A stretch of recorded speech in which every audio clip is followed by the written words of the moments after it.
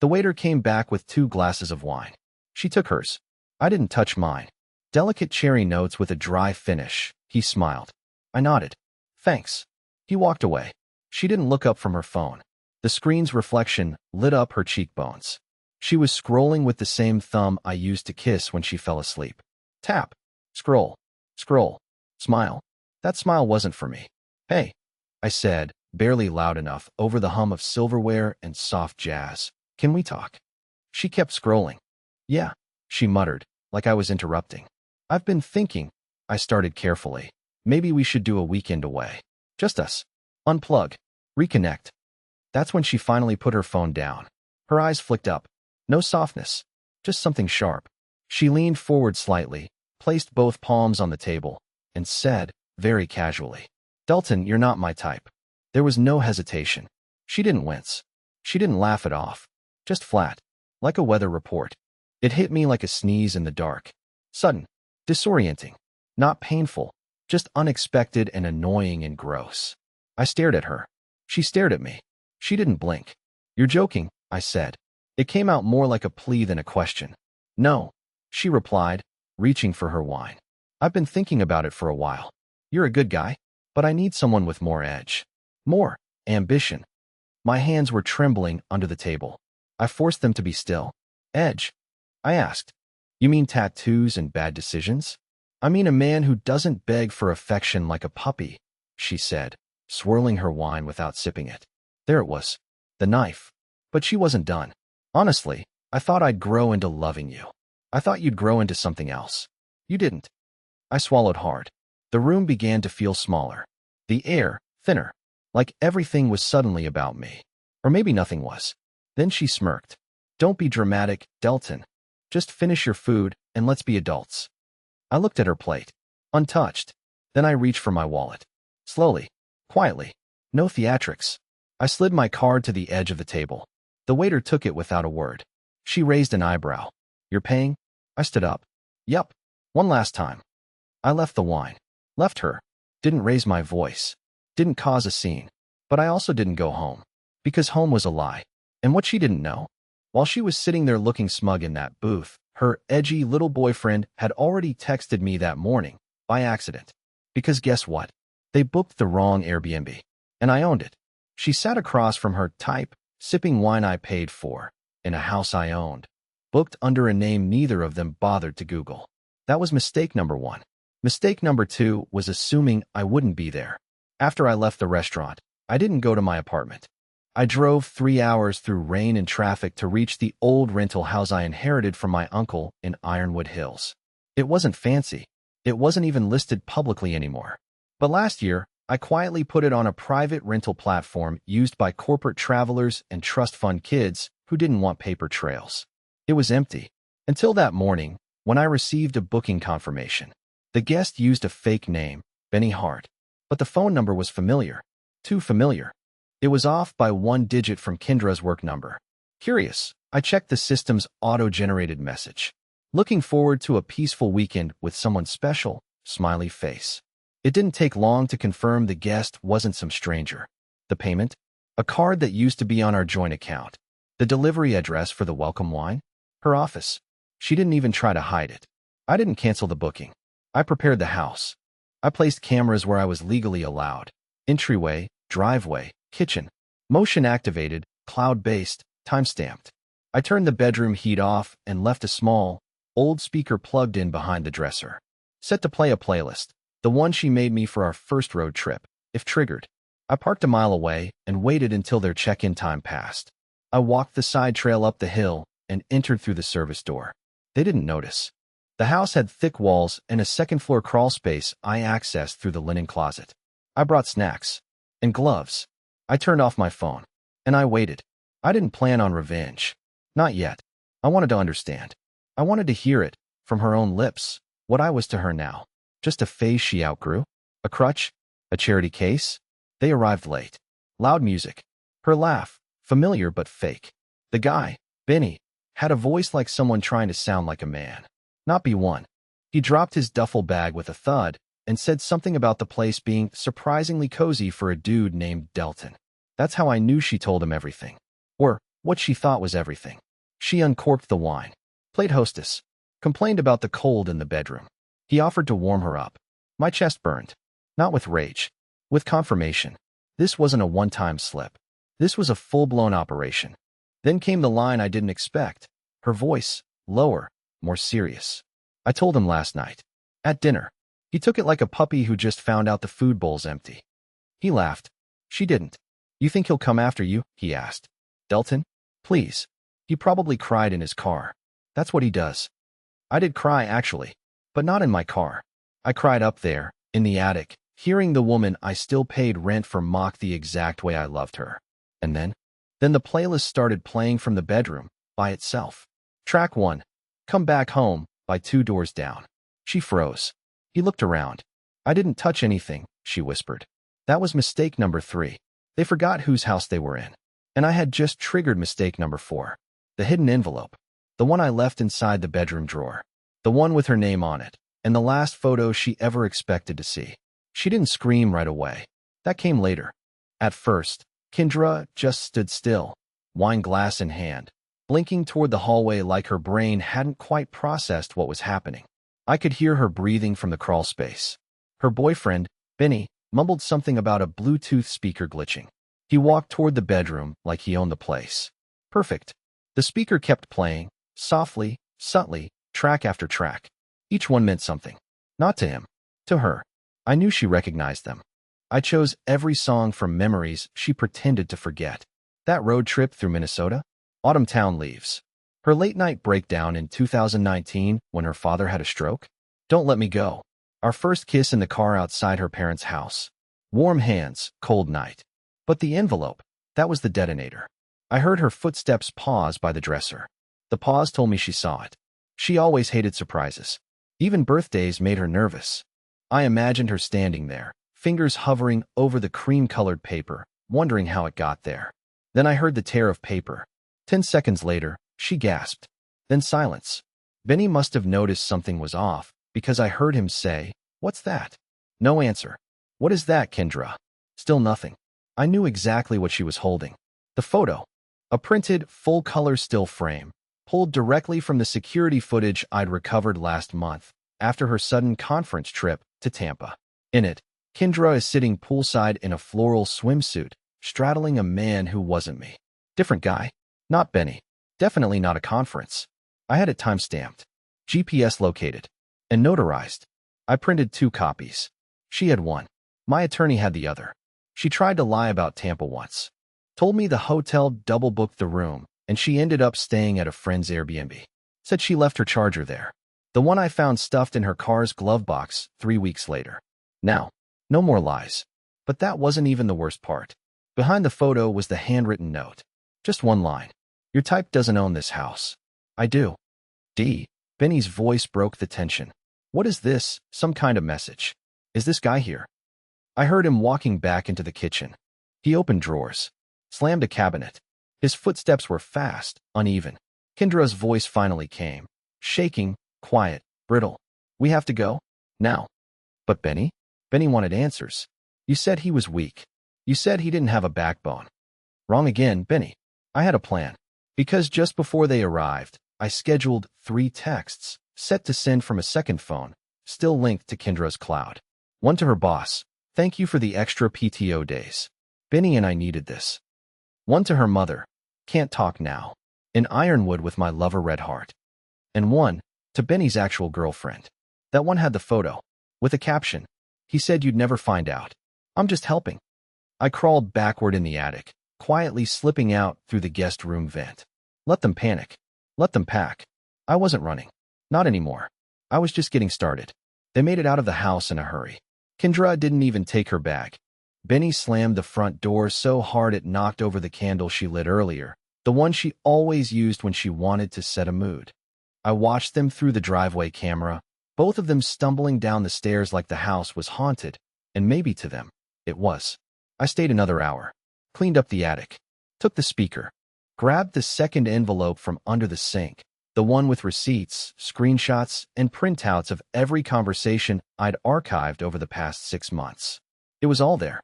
Her location data from girl trips, Overlapping photos posted by strangers she didn't know I followed. Even that one deleted WhatsApp backup she forgot synced to our shared iPad. I hadn't confronted her back then. I waited, quietly, like she asked me to be. Funny how the same silence she begged for turned into her worst nightmare. By morning, everything was in motion. I woke up to 3 missed calls and a voicemail from her mother. Something about damage control and people asking questions. I didn't answer. I just scrolled through the comments.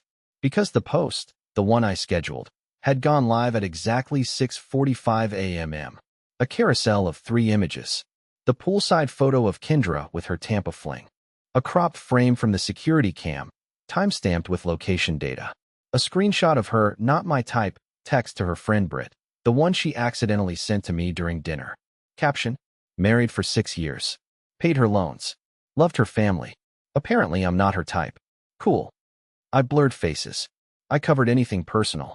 No profanity. No threats. No names. Just facts. It hit harder than I expected. Within 4 hours, the post had over 18,000 shares. People were stitching it into their own videos. Some were laughing. Some were angry for me. Others were dissecting every detail like it was a true crime series. Then my phone buzzed. Unknown number. I ignored it. It buzzed again. Then a message. This is Vera, Benny's ex. Can we talk? And just like that, the next door opened. We spoke that night.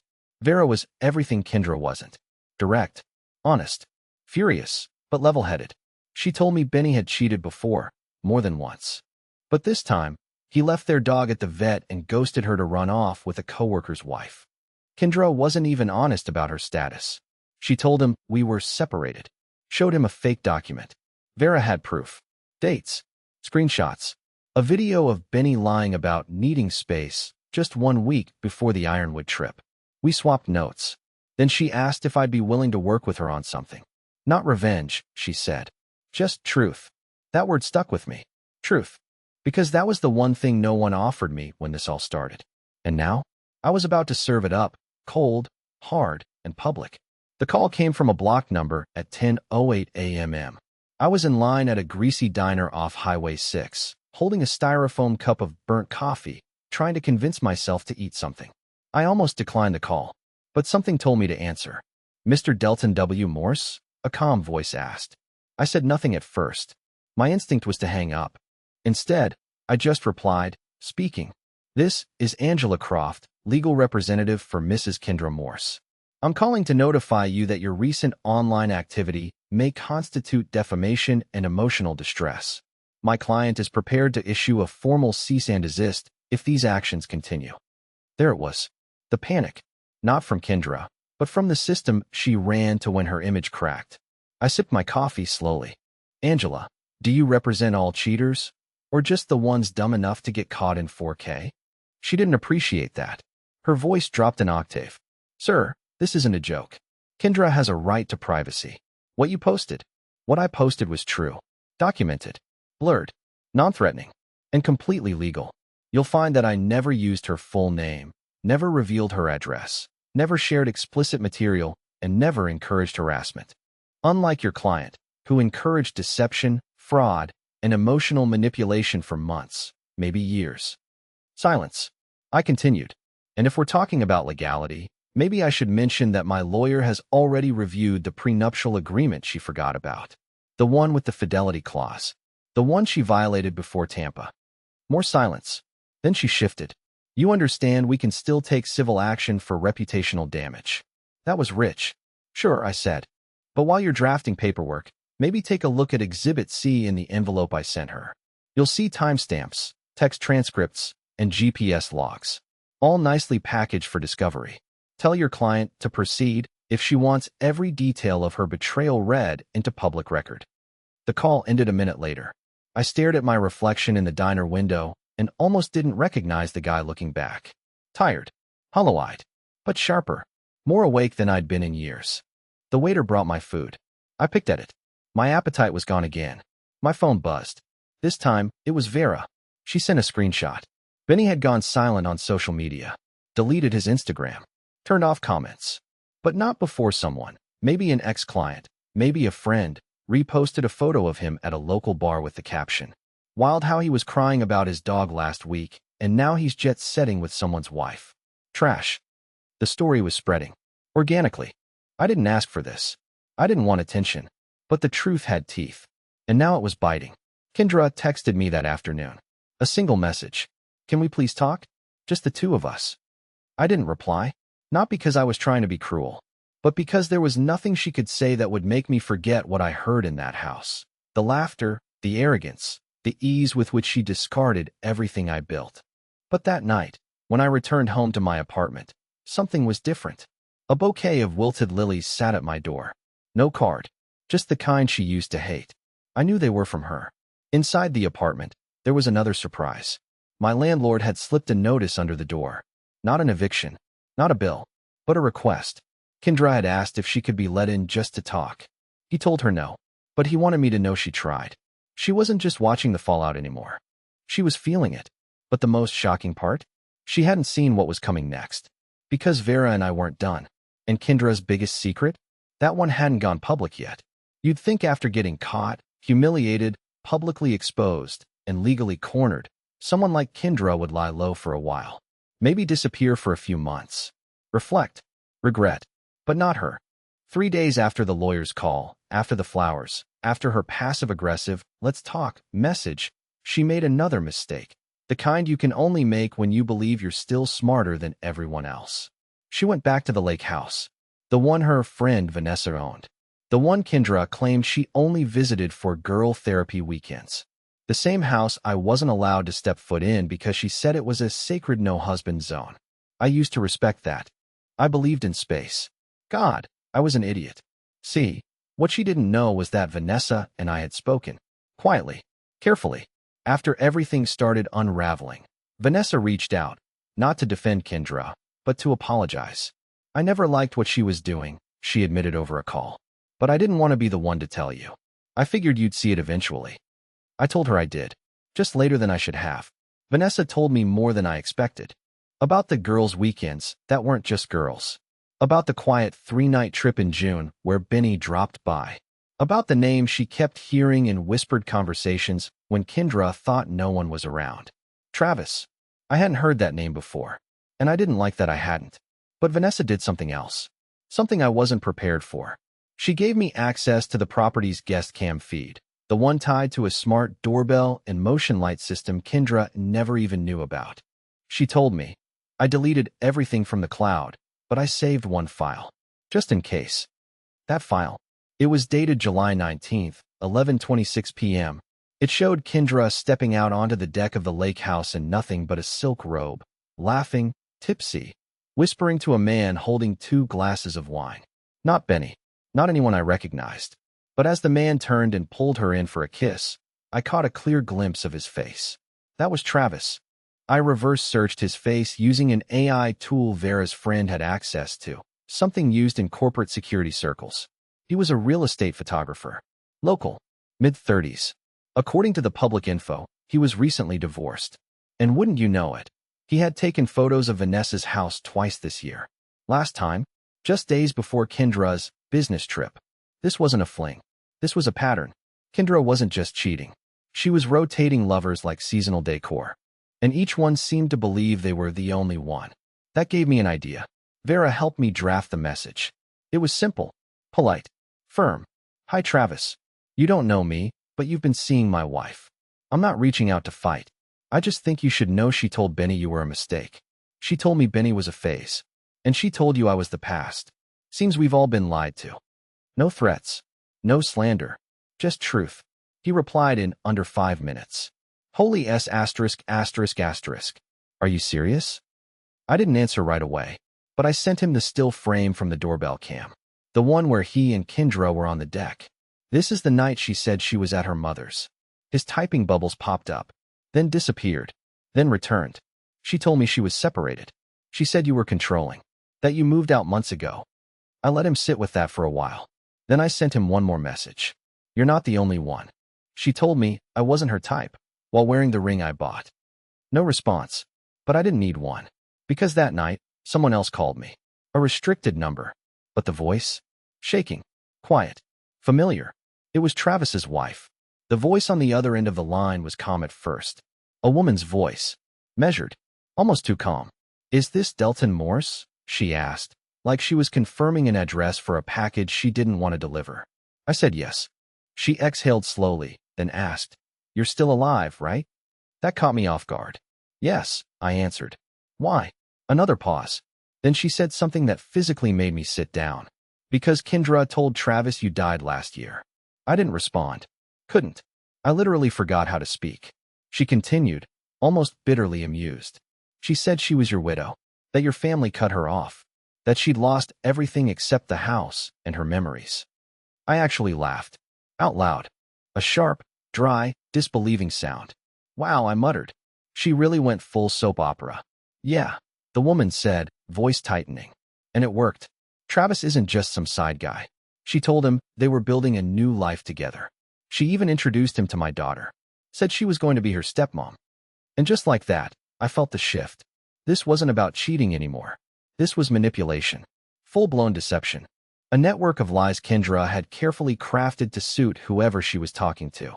I wanted to ask how she got my number, but before I could, she answered it herself. "I found your Reddit post. The one that went viral." I recognized the blurred photo. It was taken at my aunt's lake house. I called her, confirmed the location. "I've been trying to get in touch with you for days." She paused, then added, "I didn't want to believe she was lying. But I've got screenshots now. Messages from Travis. She even gave him your wedding ring. Said it was her grandfather's." I froze. That ring had been in my drawer. In my locked drawer. Until a month ago. I thought I'd misplaced it. She stole it. Regifted it. Lied about its origin.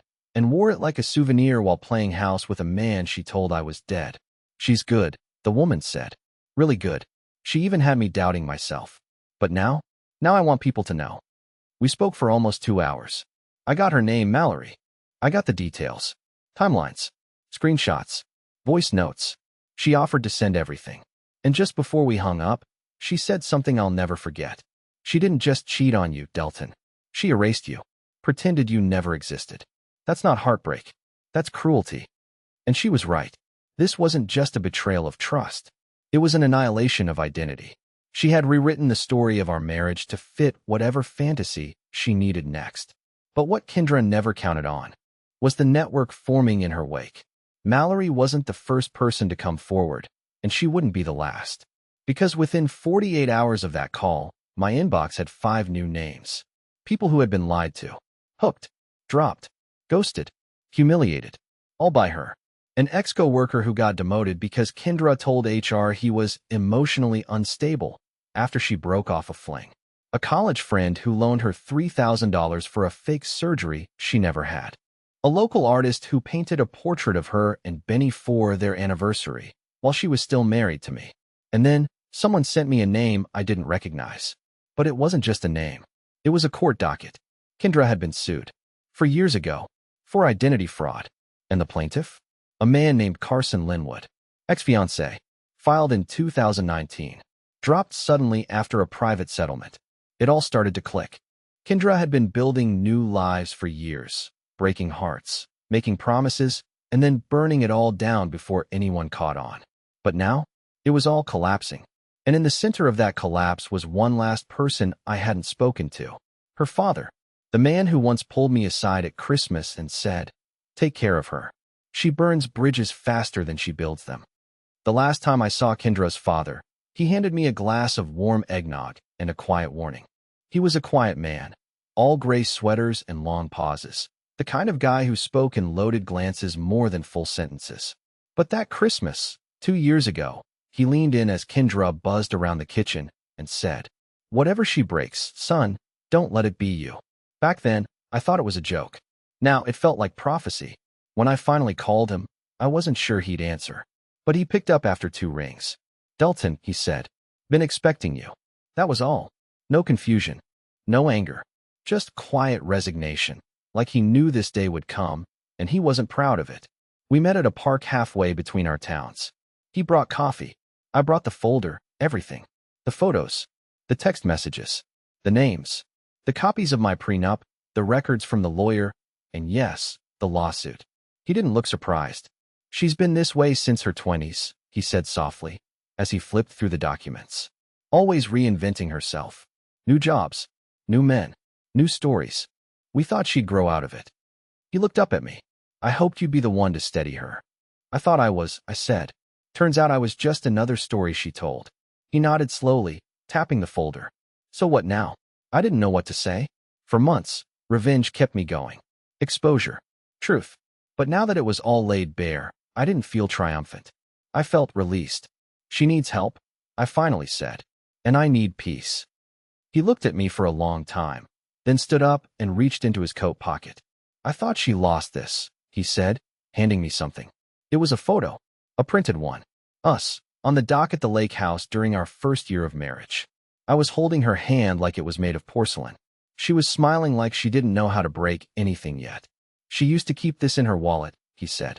Before the masks. I didn't take the photo. I didn't want to. It didn't belong to me anymore. I told him to give it back to her. Let her remember the life she threw away. Let her sit with it. But I walked away lighter that day. No more waiting for apologies. No more watching for messages. No more wondering if I could have saved her. She made her choice. I just finally made mine. Weeks passed. Then months. The post died down. People moved on. The videos stopped getting tagged. Kendra never contacted me again, not directly. I heard through Vera that she tried therapy. She moved in with a cousin in Colorado. She left her job. Her reputation was cracked in places no PR team could fix. And me? I didn't rebuild everything overnight. But I did get better. I started volunteering at a community outreach program on Saturdays. I reconnected with my sister in Oregon. I picked up photography again. Turns out taking pictures of things not falling apart is incredibly healing. Last week, at the local bookstore, a woman complimented my camera. Said she used to shoot portraits for weddings. I told her I used to photograph ruins. We laughed. We talked. Her name's June. And she's not my type. She's just kind. And maybe that's the type I should have been looking for all along.